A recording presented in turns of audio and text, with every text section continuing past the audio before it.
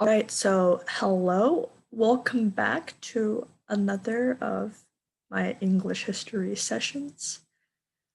And as you can probably tell, I have gone through a very sleep deprived week with a lot of deadlines to catch up, a lot of homework, a lot of essays, a lot of things. Anyway, I hope all of you that are watching this have had better weeks than I have.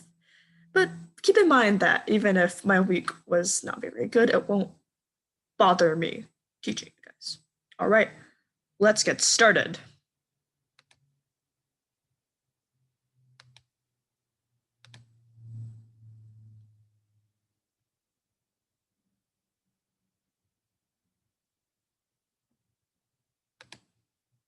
So, we've come a long way. We're on session number 10 right now. Give yourself a pat on the back. You've come this far.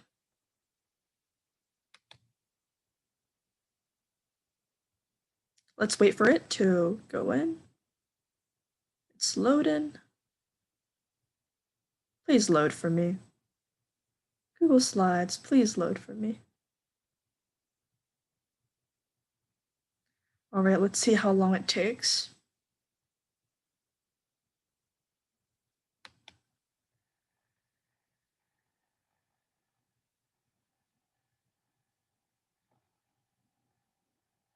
All right, it's done. So, welcome back. And if you don't know me, my name is Andrea. So, we've talked about a lot of Britain in the up to the 19th century. Today we're going to go a little bit more in depth with the modern era. So let's talk about the issues that have plagued Britain in the end late 19th and early 20th century.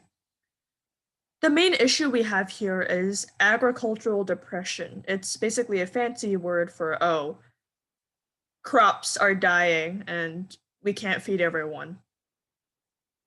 And the other problem that you probably are familiar with is high taxation. And this put an end to land being a primary source of wealth for the rich people. A lot of estates were sold, and this was accelerated by the introduction of protection for land, which encouraged a lot of sales from the mid 20th century. Let's let's talk about political issues. Ireland has long been a chaotic factor, so it's been years of political and military agitation. There was finally a treaty in 1921 that established the Irish Free State, which is now the Republic of Ireland, as a separate state. But this left Northern Ireland as part of the UK. So now the official name of the UK is the United Kingdom of Great Britain and Northern Ireland. So England, as part of the UK, joined the European Economic Community in 1973, which became the EU in 1993. However, this year the UK left the EU.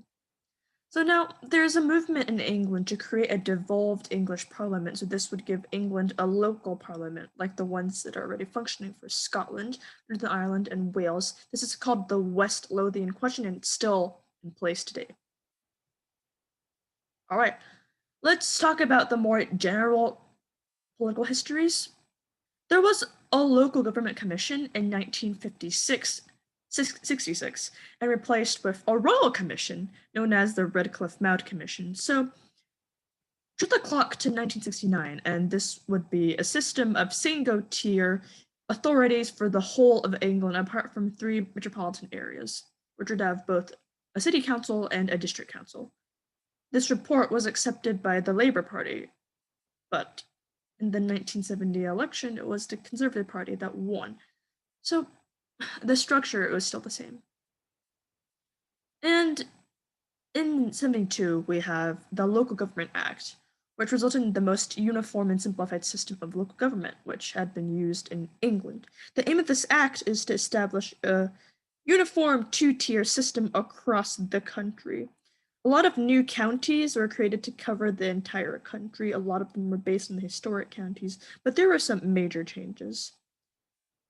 This system only lasted 12 years. In 1986, the Metropolitan County Councils in the Greater London were abolished. this restored autonomy to the Metropolitan and London boroughs. However, in 1992, there was a new act which had a commission to examine the issues and to make recommendations on where the authorities should be established. However, the country was not willing to pay that much to make the system unitary. And there would also be cases where the two-tier system was functioning well. So at the end, you have some cities who are unitary and you have other cities who are two-tier. All right, let's talk about a rebellion. So the rate capping rebellion was a campaign within English local councils in 1985, which aimed to overthrow the Conservative government, who were under Margaret Thatcher. They thought the council was spending far too much. However, this campaign failed to change government policy, and powers to restrict council budgets have remained in place ever since. Let's talk about the very, very, very recent stuff. So in 2009, new changes to local government were made, whereby a number of new unitary authorities were created in areas which previously had a two-tier system of counties and districts. In 5 shire counties, the functions of the county and the district councils were combined into a single authority. And in 2 counties, the power of the county council were absorbed into a reduced number of districts. There were also proposals released in 2010, which were for local enterprise partnerships. On 6th October, during the Conservative Conference, 22 of those have been given the green light to proceed, and others may be later accepted with amendments. 24 bids were announced as successful on 20 October 2010. All right, so that's it for today with this short and sweet lecture on the recent political history.